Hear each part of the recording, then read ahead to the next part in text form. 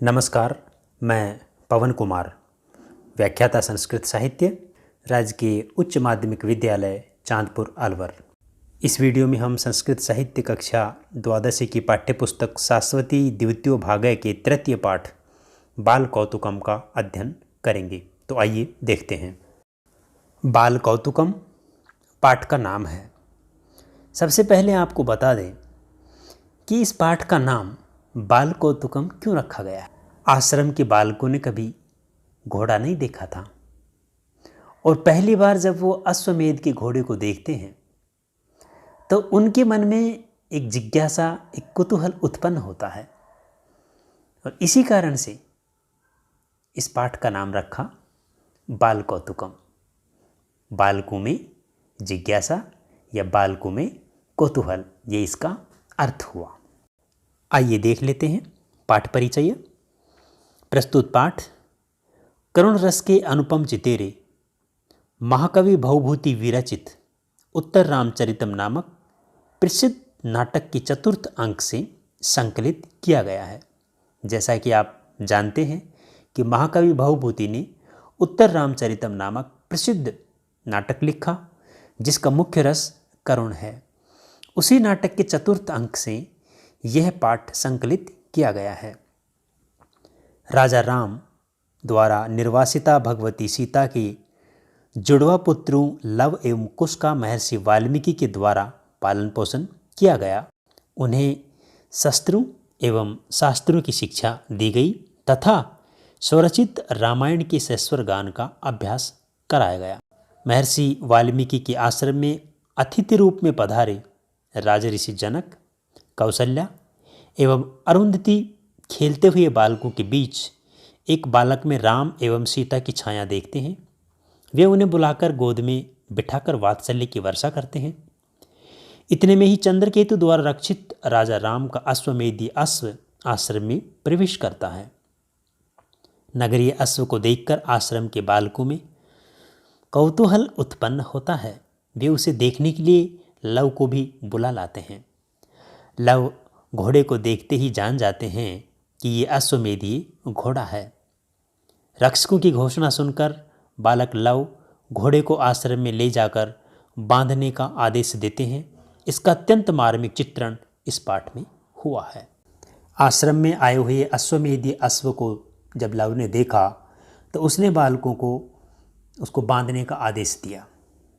ऐसा आदेश देने पर सैनिक लव को चंद्रकेतु के बारे में बताते हैं और उसे डराने का प्रयास करते हैं, किंतु लव बिल्कुल भी डरता नहीं है और किस प्रकार से वह उन सैनिकों को प्रत्युत्तर देता है, इसका बहुत ही मार्मिक चित्रण हमें इस पाठ में पढ़ने को मिलेगा। आइए प्रारंभ करते हैं नाट्यांश को। नेपथ्ये कलकलः सर्वे आक्रणयन्ति। नेपथ्य नाट्यशास्त्र में प्रयुक्त होने वाला शब्द है जिसका अर्थ होता है पर्दे के पीछे। कलकलः आवाज़, शोरगुल, कोलाहल। पर्दे के पीछे से कोलाहल सुनाई देता है और सभी सुनते हैं। जनकः अये शिष्ट अनध्याय इति असंखलितम खेलताम बटूनाम कोलाहल। अरे आज आदरणीय जनों के आगमन के कारण अध्ययन का अवकाश है, इसलिए बिना रोक टोक के ये खेलते हुए बालकों का कोलाहल है या शोर है। शिष्ट का अर्थ होता है आदरणीय जन, अनध्याय का अर्थ होता है अवकाश। खेलताम का अर्थ होता है खेलते हुए। बटूनाम का तात्पर्य है बालकों का। कोलाहल का अर्थ होता है आवाज़। जनक कहते हैं कि आज आदरणीय जनों का आगमन होने के कारण से आश्रम में अवकाश है अध्ययन का, अतः बिना रोक टोक के खेलते हुए बालकों का यह शोर है, कोलाहल है। कौशल्या कहती है सुलभ सौख्यम इदानीम बालत्वम भवति। इस समय बाल्यावस्था में सुख सुलभ होता है, यानी कि बाल्यावस्था ऐसी होती है जब सुख आसानी से सुलभ हो जाता है। अहो एतेषां मध्ये कः एष राम भद्रस्य मुग्ध ललितई अंगई दार को अस्माकम लोचनी शीतलयति। अरे एतेषाम, इन बच्चों के मध्य बीच में, इन बच्चों के बीच में कह ऐसे यह कौन है? राम भद्रस्य, जो राम की बाल्य शोभा से संयुक्त सुंदर और सुकुमार अंगों से हमारे नेत्रों को शीतल बना रहा है। कौशल्या खेलते हुए उन बच्चों में से एक बच्चे को देखकर कहती है कि यह कौन है जो राम की बाल्य शोभा से युक्त, अर्थात जिस प्रकार से राम बचपन में थे वैसे ही सुंदर और सुकुमार अंगों से हमारे नेत्रों को शीतल बना रहा है।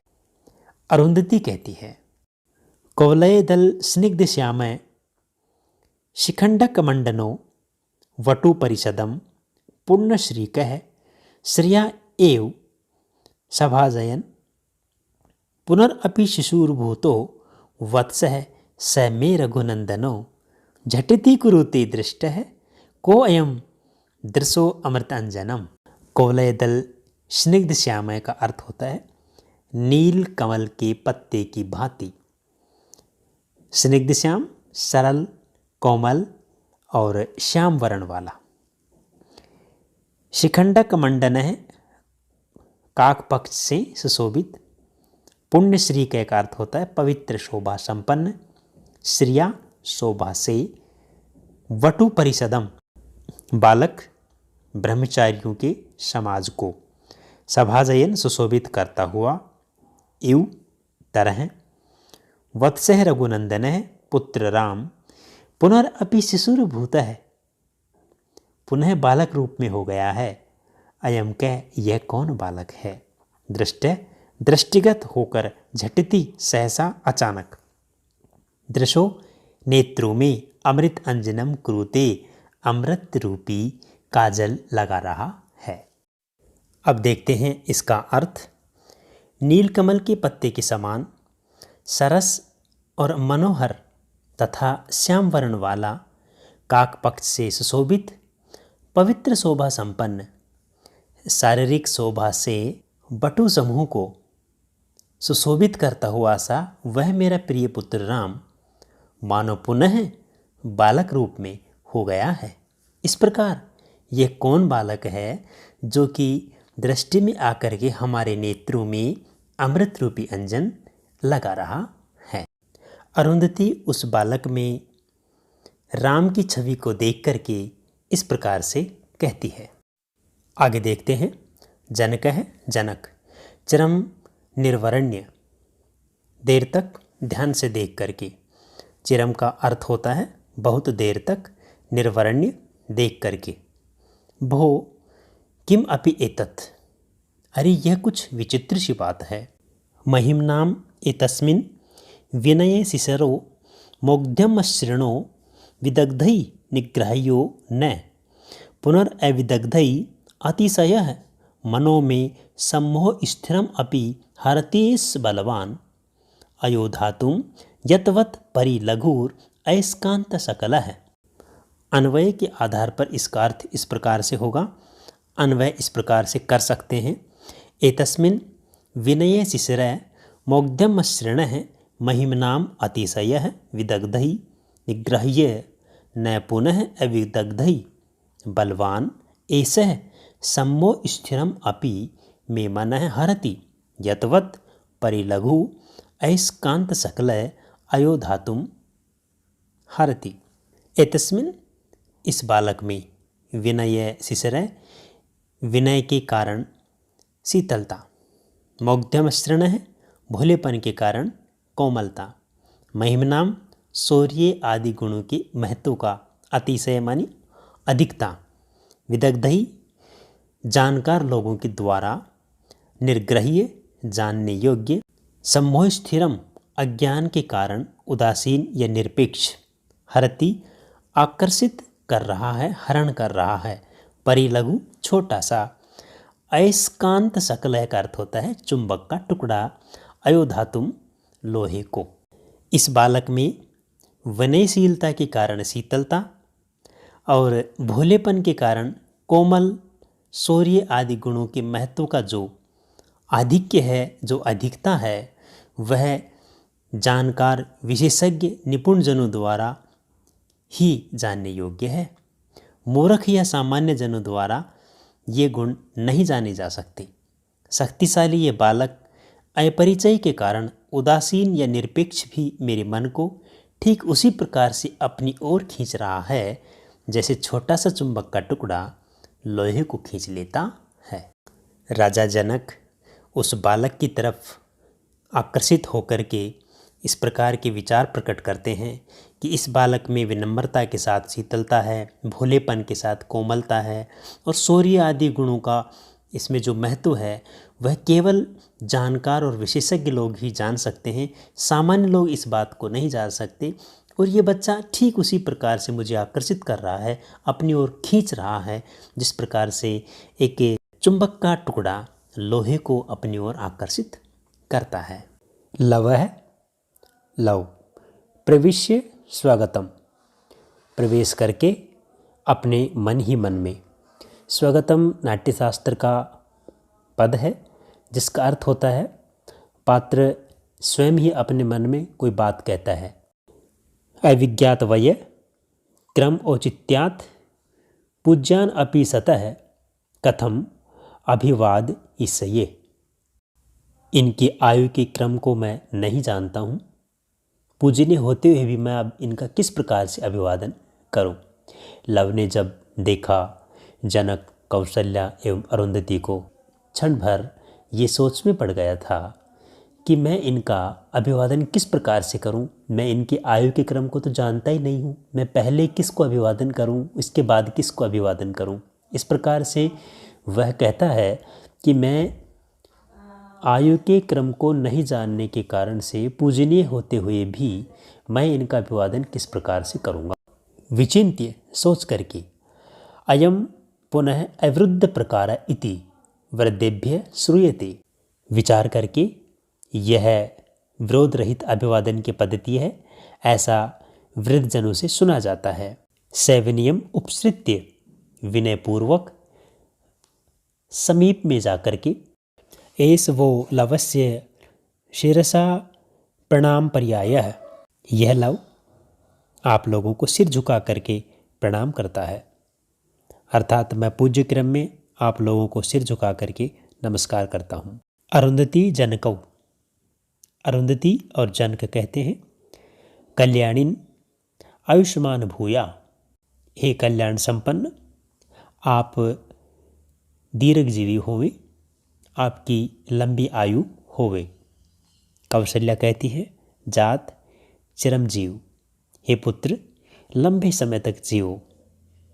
अरुंधति कहती है एहि वत्स, आओ पुत्र लवम उत्संगे गृहीत्वा आत्मगतम। लव को गोद में लेकर के मन ही मन सोचती है। उत्संगे गोद में गृहीत्वा लेकर के, आत्मगतम स्वयं मन ही मन में, दिष्टया न केवलम उत्संग चिरात मनोरथो अपि में पूरितः। भाग्य की बात है कि न केवल गोद ही अपितु लंबे समय बाद मेरा मनोरथ भी पूर्ण हुआ है, मेरी मन की इच्छा भी पूर्ण हुई है। कौशल्या कहती है जात इतो अपि तावत एहि, हे पुत्र इधर भी आओ। उत्संगे गृहीत्वा गोद में लेकर के, अहो न केवलम मानसल उज्ज्वलेन देहबंधनेन कलहंस घोष घर घर अनु नादिना स्वरेण च राम भद्रम अनुसरति। आश्चर्य की बात है कि न केवल तेजमय शरीर के गठन के द्वारा ही अपितु राजहंस के शब्द के तुल्य घर घर ध्वनि युक्त स्वर के द्वारा भी राम का अनुसरण कर रहा है। कहने का भाव यह है कि लव को देखकर कि कौशल्या सोचती है कि बड़े आश्चर्य की बात है कि इसका मांसल शरीर का गठन और इसकी आवाज़ राम की जैसी ही लग रही है। जात पश्यामि ते मुख पुंडरीकम, हे पुत्र मैं तुम्हारे मुख रूपी कमल को देखूं। चिबुकम उन्नमय निरूप्य स वाष्पकुतम। ठोड़ी को ऊपर उठाकर ध्यान से देखकर आंसुओं के साथ विशेष अभिप्राय के साथ, राजऋषि किम न पश्यसि, हे राजऋषि क्या तुम नहीं देख रहे हो, निपुणम निरूप्यमाणो वत्साया में वध्वा मुखचंद्रेण अपि संवदति एव।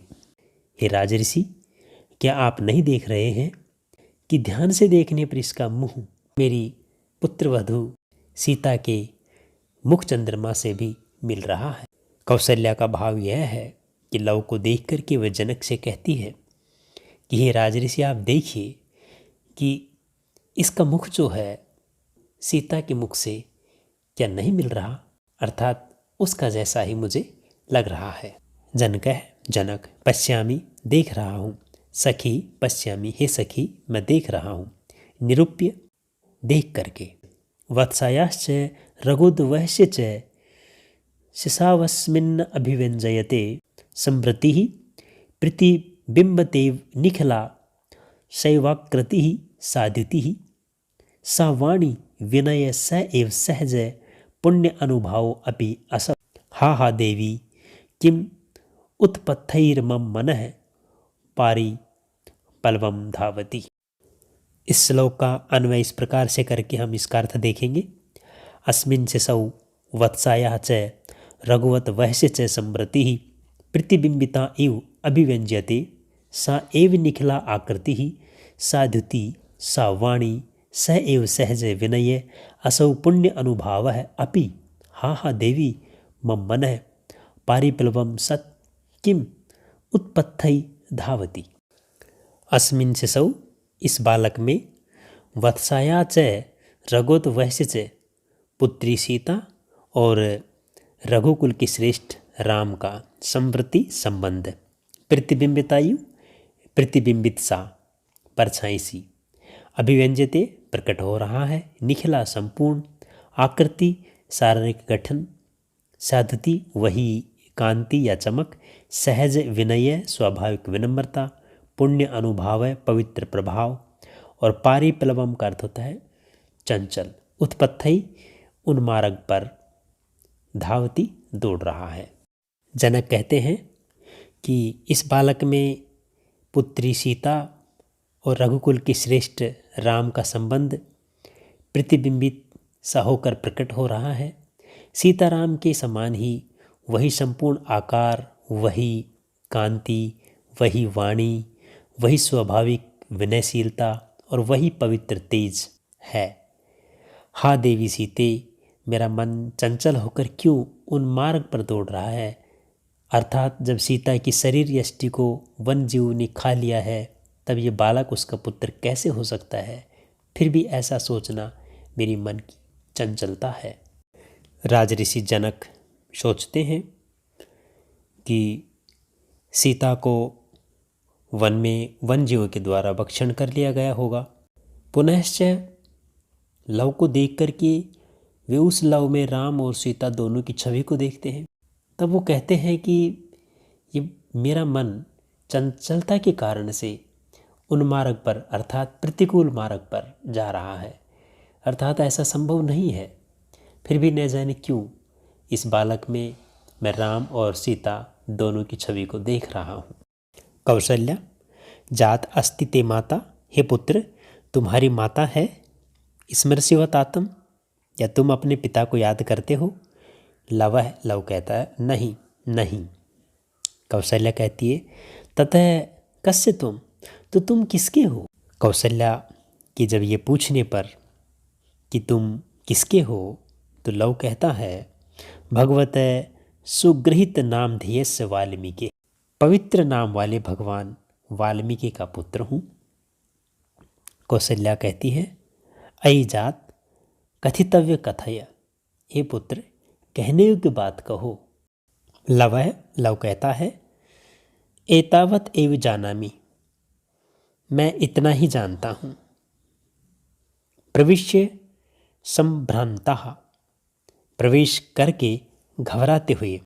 बटवः आश्रम के बालक या ब्रह्मचारी, कुमार कुमार अश्व अश्व इति कोऽपि भूत विशेषो जनपदेषु अनुश्रूयते सो अयम अधुना अस्माभिः स्वयं प्रत्यक्षीकृतः।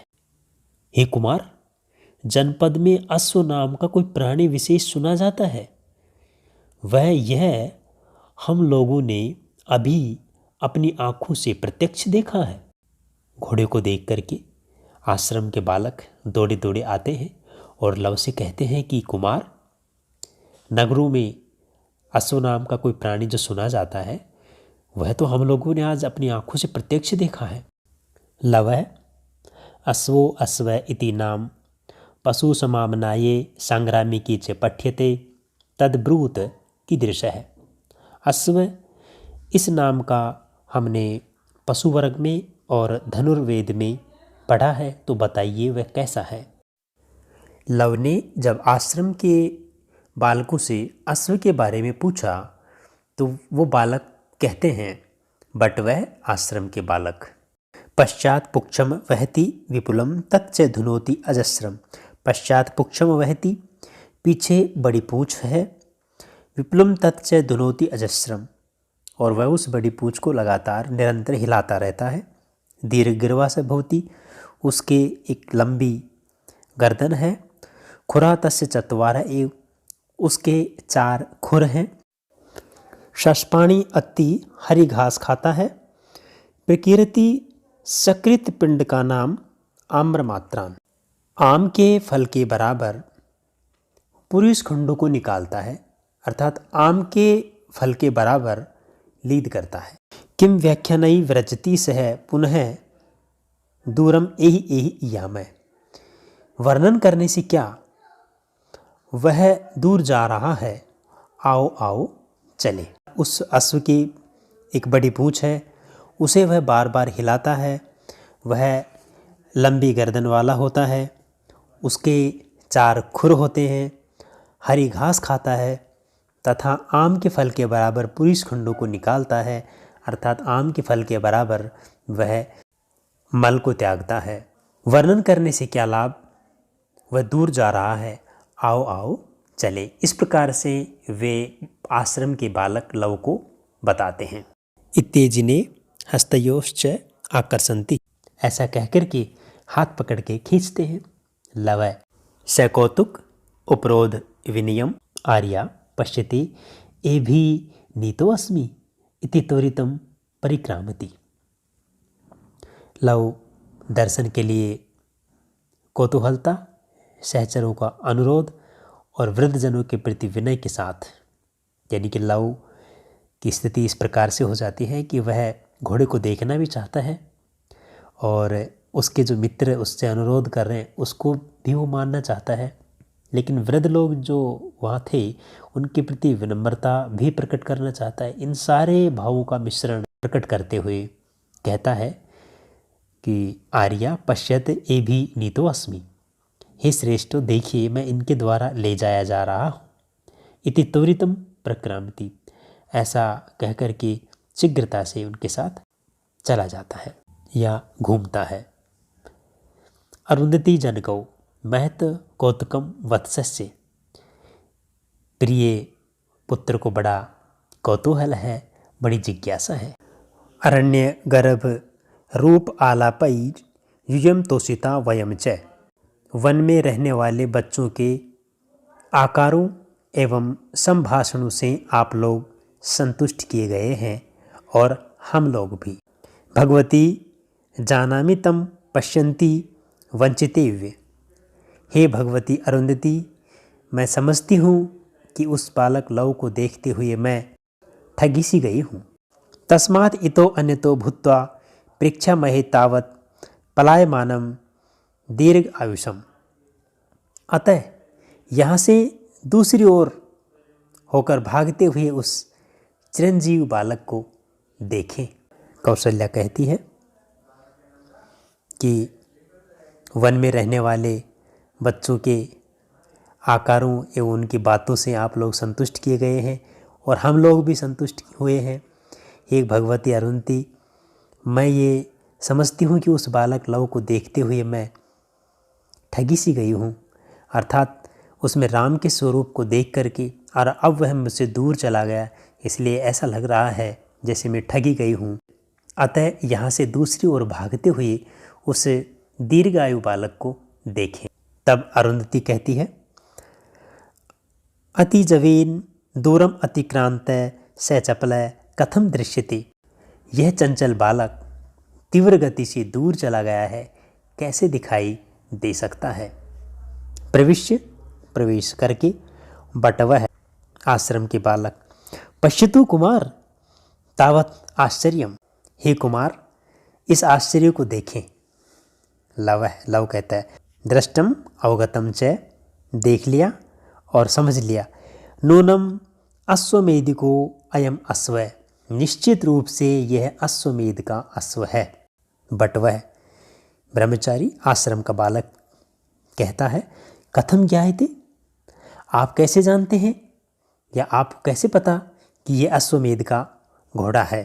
लव कहता है, ननु मूर्खा पठितम एव ही युष्माभिः अपि तत्कांडम किम न पश्यत।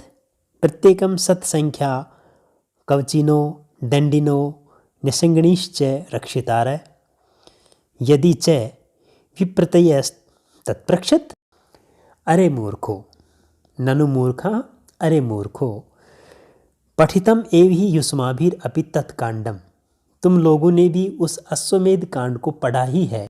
किम न पश्यत, क्या तुम लोग ये नहीं देख रहे हो कि प्रत्येकम सत्संख्या कवचिनो दंडिनो निसंगणश्च रक्षितार, प्रत्येक 100 संख्या वाले कवचधारी, दंडधारी, धनुषधारी इसके रक्षक हैं। यदि च विप्रतयस तत्प्रक्षत, यदि तुम्हें अविश्वास हो तो पूछ लो। जब लव ने कहा कि यदि तुम्हें विश्वास नहीं हो तो आप पूछ सकते हो इन सैनिकों से कि ये घोड़ा अश्वमेध का है कि नहीं है। तब बटवह एक आश्रम का बालक पूछता है, भो किम प्रयोजनो अयम अश्व है परिवृत्तः पर्यटति। अरे सैनिकों से घिरा हुआ ये अश्व किस लिए घूम रहा है। लव स स्पृहम आत्मगतम, अभिलाषा के साथ अपने मन ही मन में, अश्वमेध इति नाम विश्व विजयी नाम क्षत्रियाणाम ऊर्जस्वलः सर्वक्षत्र परिभावी महान उत्कर्ष निकषः। अश्वमेध नामक यह यज्ञ विश्व विजेता क्षत्रियों की, सब क्षत्रियों को अपमानित करने वाली बड़ी भारी उत्कर्ष की कसौट। नेपथ्य से आवाज आती है, यो अयम अश्व पतायकेयम अथवा वीर घोषणा सप्त लोक एक वीरस्य 10 कंठ कुल द्विषः। पर्दे के पीछे से जो आवाज़ आती है उसमें ये गर्व की बात कही जाती है कि यह जो अश्वमेध का घोड़ा है यह 7 लोकों में एक ही अद्वितीय वीर और रावण के वंश के विनाश करने वाले महाराजा राम की विजय पताका या उनके वीरत्व की घोषणा है। लवः स गर्वम, लव उस घोषणा को सुनकर के गर्व के साथ, अहो संदीपनानि अक्षराणि, ये अक्षर तो बड़े उत्तेजक हैं। अर्थात ये घोषणा तो बहुत ही उत्तेजित करने वाली है। बटवः ब्रह्मचारी किमुच्यते, आप क्या कहते हैं। प्राज्ञ खलु कुमार, कुमार बुद्धिमान है। लव भो तत्किम अक्षत्रिय पृथ्वी। अरे सैनिकों, क्या पृथ्वी क्षत्रियों से शून्य हो गई है। यत एवं उद्घोष्यते, जो तुम इस प्रकार की घोषणा कर रहे हो। नेपथ्य पर्दे के पीछे, रे महाराजम प्रति कै क्षत्रिय। अरे ये महाराजा राम के सामने क्षत्रिय कहाँ, अर्थात राम के सामने कोई प्रतिस्पर्धी क्षत्रिय नहीं हो सकता। लव कहता है, धिक जालमान, अरे नीचो तुम्हें धिक्कार है। यदि नो संति एव का इयम अद्य विभीषिका किम उक्तई एभि अधुना ताम पताकाम हरामि वै। लव कहता है, यदि नो संति, तुम्हारे कथन अनुसार यदि क्षत्रिय नहीं है संति एव, तो मैं कहता हूँ कि क्षत्रिय हैं। का इयम अद्य विभीषिका, यह तुम्हारे भय का क्या प्रदर्शन है? आज तुम लोगों के द्वारा यह भय प्रदर्शन क्या है? अर्थात यह कुछ नहीं है। किम उक्तई ए भी अधुना, अब मेरे इन शब्दों के कहने से क्या, अर्थात मैं तुम्हें कहूँ तो क्या, किंतु ताम पताकाम हरामी वह, मैं तुम्हारी इस विजय पताका रूपी अश्व को हरण करके ले जा रहा हूँ।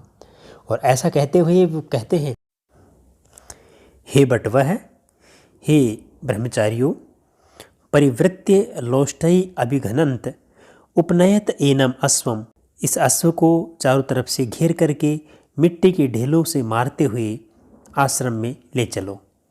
एस रोहितानाम मध्योचरो भवतु, यह अश्व भी मृगों के मध्य में विचरण करे। प्रविश्य स क्रोध है, प्रवेश करके क्रोध के साथ। पुरुष है, एक पुरुष। धिक चपल, अरे चंचल बालक, तुझे धिक्कार है। किम उक्तवान असि, तुमने क्या कहा है? तीक्ष्णतरा ही अयुध्य श्रेणये शिशोर अपि तृप्ताम वाचम न सहन्ते, अति तीव्र आयुधों को धारण करने वाले सैनिकों के समूह बालकों की भी गौरवपूर्ण बात को सहन नहीं करते हैं। राजपुत्र चंद्रकेतु दुर्दांत है, और राजकुमार जो चंद्रकेतु हैं वह अजेय है। स अपि अपूर्व अरण्य दर्शन अक्षिप्त हृदयो न यावत आयाति, अपूर्व वन के देखने में निमग्न चित्त वे भी जब तक नहीं आते हैं, तावत त्वरितम अनेन तरु गहनेन अपसरत, तब तक शीघ्रता से वृक्षों से सघन इस वन मार्ग में भाग जाओ। एक पुरुष लव और उसके साथियों को डराते हुए कहता है कि हे चंचल बालक, तुम्हें धिक्कार है, तुम ये क्या कह रहे हो? तुम्हारी इन गर्वपूर्ण बातों को हमारे सैनिक सहन नहीं कर सकते, और राजपुत्र चंद्रकेतु तो अजेय है, उनको कोई हरा ही नहीं सकता। वे इस समय वन को देखने में निमग्न हैं, जब तक वे नहीं आते हैं तब तक तुम यहाँ से गहरे वन में भाग जाओ। सैनिक पुरुष की बात को सुनकर के ब्रह्मचारी बालक डर जाते हैं और वो कहते हैं, बट वह ब्रह्मचारी बालक कहते हैं, कुमार कृतम कृतम अश्वेन, हे कुमार बस बस अश्व की आवश्यकता नहीं है। तर्जयंती विस्फारित सरासना कुमारम आयुध श्रेणयः, शस्त्रधारियों के समूह धनुषों को चमकाते हुए कुमार को डरा रहे हैं। दूरे च आश्रम पदम, और हमारा आश्रम भी यहाँ से दूर है। इतः तद एहि, अतः आओ हरिण प्लुतई पलाया महे, हरिणों के समान उछलते हुए भाग चले। ब्रह्मचारियों की बात को सुनकर के लव कहता है, किम नाम विस्फुरंती शस्त्राणि, क्या शस्त्र चमक रहे हैं? इति धनु आरोपयति, ऐसा कहकर के धनुष पर प्रत्यंचा चढ़ाता है बालकों के डर जाने पर। और जब बालक ये कहते हैं कि सैनिकों के शस्त्र चमक रहे हैं, तो लव निडर होकर के अपने धनुष को तैयार कर लेते हैं, उस पर चाप चढ़ा लेते हैं। इस प्रकार से उस छोटे बालक का पराक्रम और उसका साहस और निडरता निश्चित रूप से इस नाट्यांश में दर्शनीय है, सराहनीय है। बालकोत्तकम पाठ समाप्त हुआ। मैं आशा करता हूँ कि पाठ आपको समझ में आया होगा। अगले वीडियो में हम इसके प्रश्नोत्तरों को लेकर फिर उपस्थित होंगे। तब तक आप पढ़ते रहिए, जुड़े रहिए। धन्यवाद।